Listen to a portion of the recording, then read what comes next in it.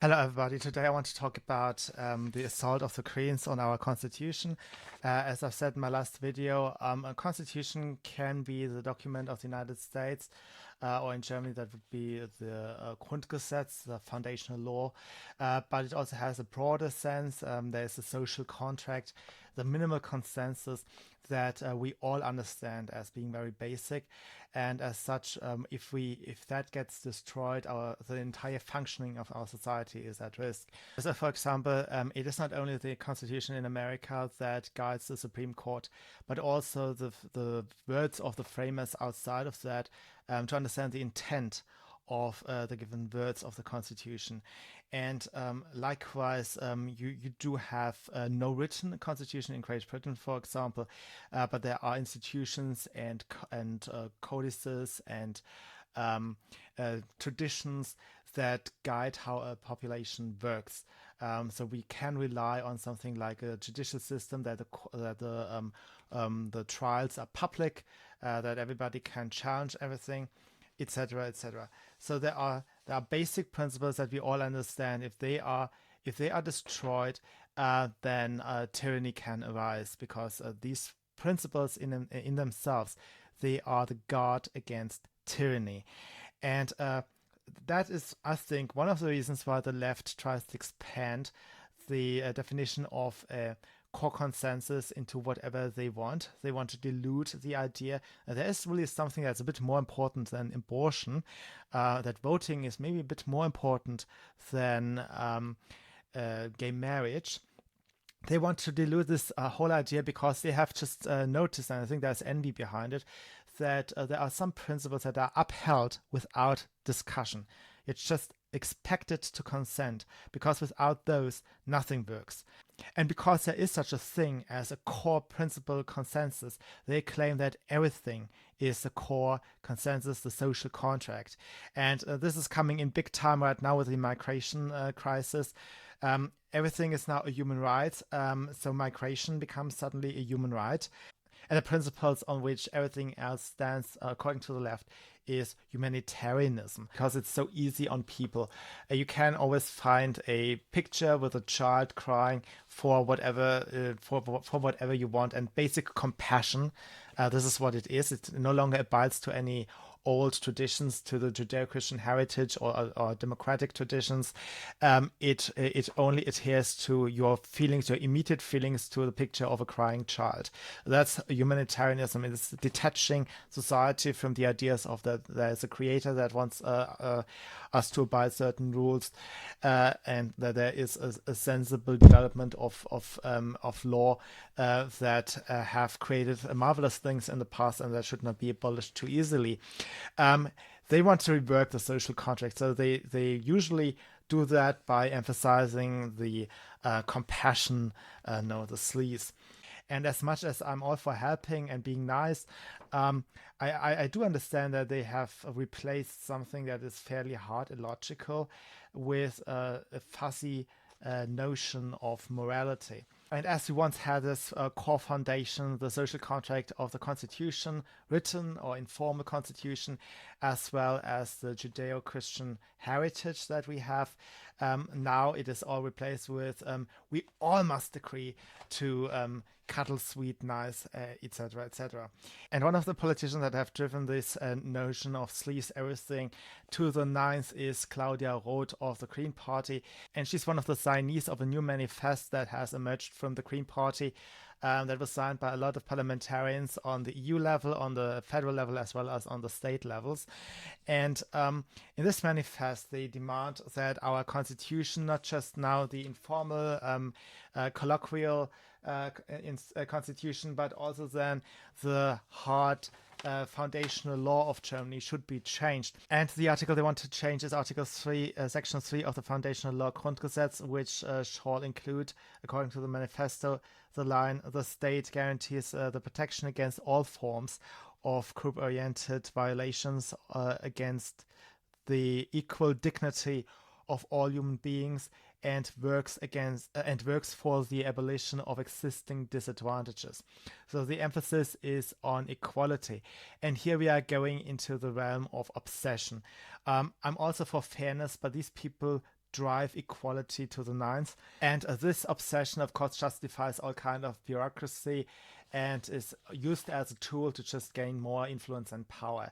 So what they are asking for, and this is also included in the manifesto, is a ministry that, according to the manifesto, is to combine and coordinate the efforts against racism, against sexism, against homophobia, etc., and also be for democracy. So you see here a very blatant attempt to rework our idea of the minimal consensus. What does the word democracy even mean anymore?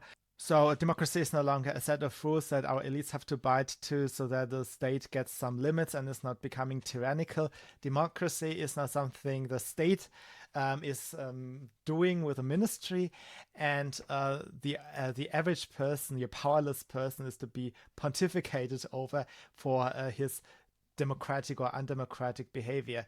So they are turning democracy upside down because they try to reshape the meaning of the social contract.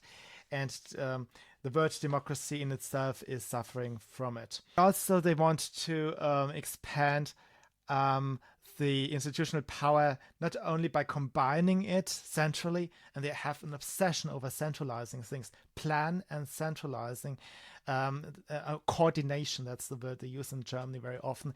Planning and coordination is always a good only assertion in public discussions, quote unquote, in public speeches now, and it is never questioned whether everything should be planned and coordinated like in the Soviet Union. It is just taken as granted that these elites, they are so smart, they have to now cut back on this wild growth of our old laws and old ways, how we've come to understand things in the past.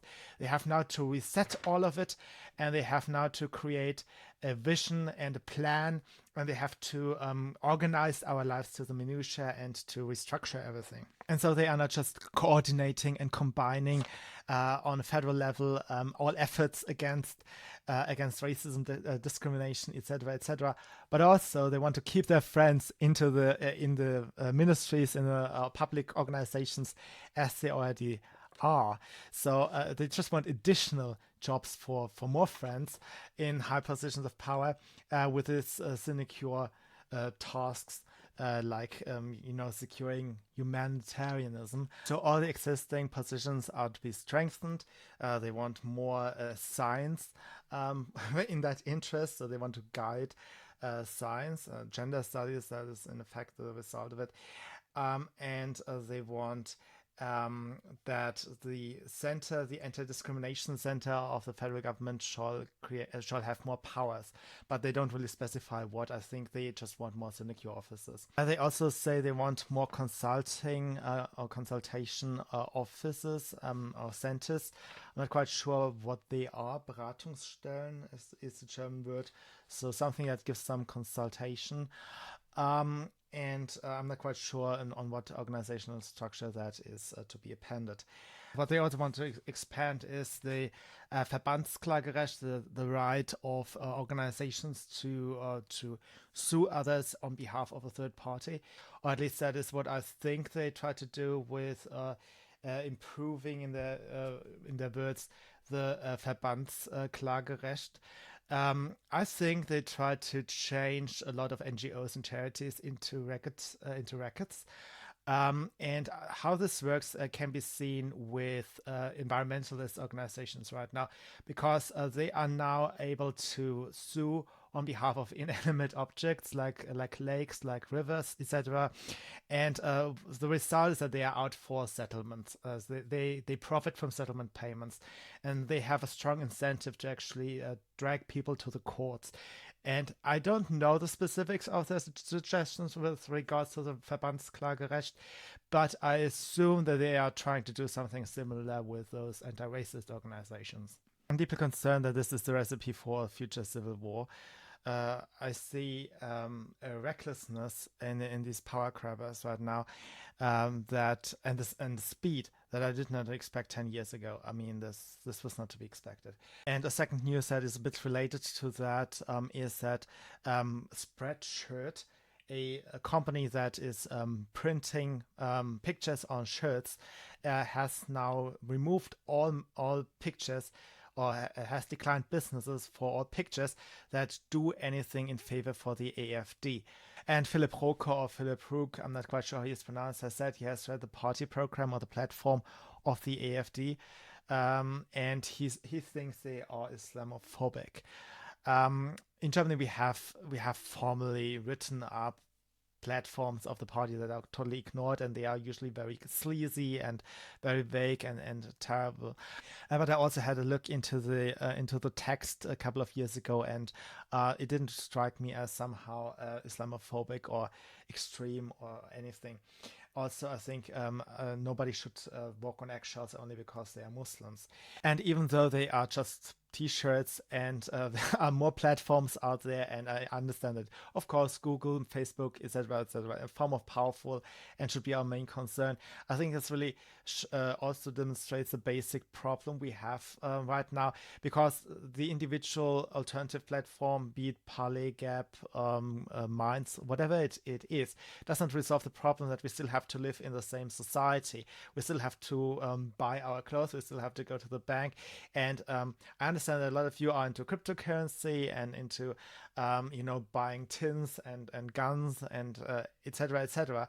But at the end of the day, you still have to cooperate and coexist with the other people, and they also have to coexist and cooperate with you.